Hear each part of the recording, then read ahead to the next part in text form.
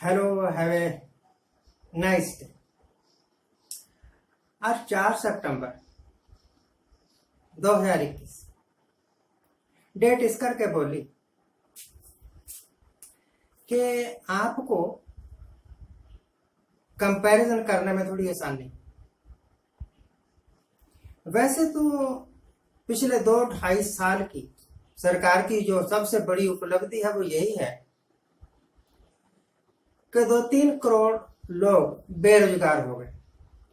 परंतु रीसेंट सरकार की उपलब्धि यह है कि पिछली तिमाही में लगभग 15 लाख लोगों की नौकरी छूट गई, बेरोजगार हो गए। बेरोजगार तो पहले भी थे, अब और हो गए। यह हमारी सबसे बड़ी उपलब्धि। 10 दिन पहले सरकार ने एक सूचना जारी की थी कि हमारी जीडीपी जो है ना वो 20% बढ़ गई। तो उस जीडीपी का क्या, जो -24% घट गई थी। माइनस का मतलब ही है घटना। डॉक्टर मनमोहन सिंह के टाइम में 7% होती थी, 6 भी होती थी, 5 भी होती थी, ऐसे करके। मान लो कि घटने से पहले जीडीपी 5% थी, 0 से ऊपर, और जब घटी तो ऐसी ही घटी कि -24% हो गई, 24% हो गई। तो टोटल कितनी घटी? 0 से ऊपर 5% थे और 0 से नीचे 24% है, 29% घट गई। अब सरकार ने आंकड़े दी कि 20% बढ़ गई है जीडीपी। तो 29 जो घटे हुए थे ना, आपने ही घटाए थे पिछले साल, उसमें 20 जोड़ भी दिए, तब भी आपकी कोई बहुत बड़ी उपलब्धि नहीं है। अभी तो माइनस में ही जा रहे हो। ये इस बात से साबित होता है कि जो टोटल डिमांड है ना चीजों की, वस्तुओं की और सेवाओं की, वो नहीं बढ़ी, वो घट रही है। जब मार्केट में डिमांड ही नहीं है या बहुत कम डिमांड है तो फैक्ट्रियों वाले उत्पादन क्यों करें?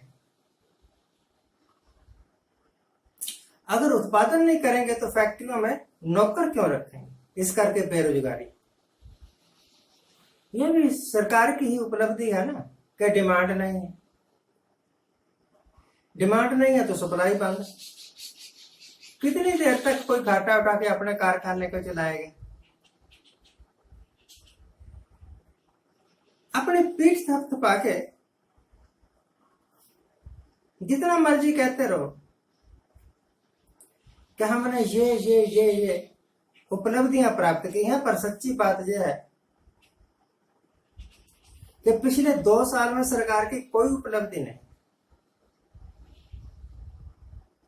और जो कुछ भी किया बस इसी तरह है जैसे मंदिर में हम एक पत्थर की मूर्ति के ऊपर दूध चढ़ाते हैं और वह दूध नाली में बह के चला जाता है। उस दूध का फायदा ना पुजारी को होता है, ना पत्थर की मूर्ति को होता है, ना चढ़ाने वाले को होता है। आप कहीं भी फेंक दो तो उसका फायदा थोड़ा होगा। इससे अच्छा तो सारे दूध की खीर बनाओ और गरीबों में बांट दो, पुजारियों में बांट दो, तो वो खा के तृप्त हो जाएंगे। सरकार जो बड़े बड़े पैकेज लेके आती है, 20,000 करोड़ का, 40,000 करोड़ का, अब तो लाखों में बात है, हजारों की क्या बात है। मैं तो शर्माता हूं इतनी लंबी फिगर बोलते हुए। इस करके 20,000 करोड़ कह दिया, वैसे 20 लाख करोड़ था। वो खर्चे हुए पैसे कहां गए? उससे इकोनॉमी की दशा क्या सुधरी, ये बताने वाला कोई नहीं। अगर आपके दिए हुए पैकेज से किसी की भी दशा सुधरी, अडानी अंबानी को छोड़ के, तो वो दिख क्यों नहीं रही? दिख तो यही रहा है। हिमाचल में अभी तक भी स्कूल बंद है। आप स्कूल तक नहीं चालू कर सकते, जो बेसिक चीज है ना, कि कोई भी समाज पढ़ा लिखा होना चाहिए तरक्की करने के लिए। 2 साल से स्कूल बंद है, और बिना परीक्षा, बिना पढ़ाई, बिना परीक्षा अगली क्लास में प्रमोट हो जाते हैं। बच्चे खुश हैं कि हम पहले 9वीं में थे, अब 10वीं में हो गए, पहले 10वीं थे, अब 11वीं में हो गए। इसका कोई फायदा थोड़ा है। आज से 10 साल बाद, 20 साल बाद, जब इनको महसूस होगा कि हमें ये जो सर्टिफिकेट दिए गए हैं इनकी कोई वैल्यू नहीं है, हालांकि उनको नकली नहीं कह सकते, वैल्यू नहीं, क्योंकि बच्चे को नॉलेज नहीं, उस वक्त महसूस होगा कि हम ठगे गए। ठगने वाला कोई एक आदमी नहीं है, ये पूरा सिस्टम।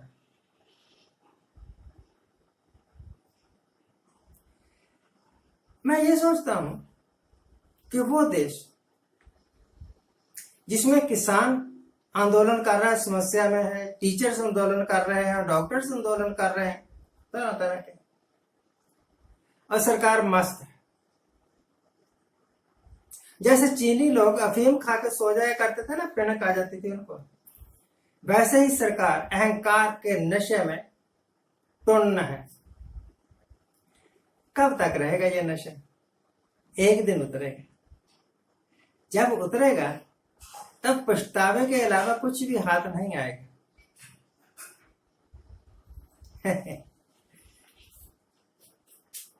भाइयों और बहनों, मैं देश नहीं बिकने दूंगा। सब कुछ बिक रहा है, और इन्हीं के शुभ कर कमलों से बिक रहा है। बहाना यह है कि ये जो कंपनियां हम बेच रहे हैं ना, वो घाटे में चल रही है। सरकार को घाटा पड़ता है हर साल, इस करके पीछा छुड़ाओ। आम आदमी मूर्ख बन जाएगा। परंतु अगर ये कंपनियां घाटे में चल रही हैं तो कोई प्राइवेट इन्वेस्टर इनको खरीदेगा क्यों? कोई लाला इनको खरीदेगा क्यों? उसके पास हराम का पैसा है कि वो घाटे में अपनी सब पूंजी खत्म कर दे। अगर लाभ में है तो सरकार बेच क्यों रही है? दोनों ही हालत में यह बात पक्की है कि जो प्रबंधन करना था ना, वो नहीं ये लोग कर सके। आरएसएस की शाखा में निक्कर पहन के चले जाना और वहां बाबा रामदेव की तरह उल्टे सीधे ऐसे सिर हिला के, बांह हिला के कह देना कि हम राष्ट्र की सेवा कर रहे हैं, इससे कोई सेवा नहीं होती। सेवा करने के लिए शरीर को कष्ट देना पड़ता है। जिस तरह बाबा रामदेव का योग एक पखंड के अलावा कुछ नहीं है ना। अगर योगा सचमुच ही आदमी को ठीक करता है तो फिर जब ये बाबे बीमार होते हैं तो हॉस्पिटल्स में क्यों जाते हैं, एम्स में क्यों जाते हैं? अपने योग से अपने उल्टी सीधी कलाबाजी खाओ और ठीक हो जाओ। परंतु ये सब मूर्ख बनाने के लिए है, पब्लिक को मूर्ख बनाने के लिए। डॉक्टर हैं, दवाइयां हैं, तभी आप बच रहे हैं। सिर्फ योगा करने से कोई नहीं बचा। कि जुकाम तक नहीं हट सकता जी। अब सरकार को ये सारे पखंड छोड़ देने चाहिए। ये बाबाओं के जो टीवी में आ रहे हैं ना प्रोग्राम्स, आधे कपड़े पहने हुए आधे नंगे ही हैं और कर रहे हैं योगा। ये सब बकवास बंद होनी चाहिए। आज के लिए इतना है। आज जिनका जन्मदिन है उनको हैप्पी बर्थडे। आज जिनकी मैरिज एनिवर्सरी है उनको बहुत बहुत शुभकामनाएं। सदा सुखी रहिए, आनंद प्रसन्न।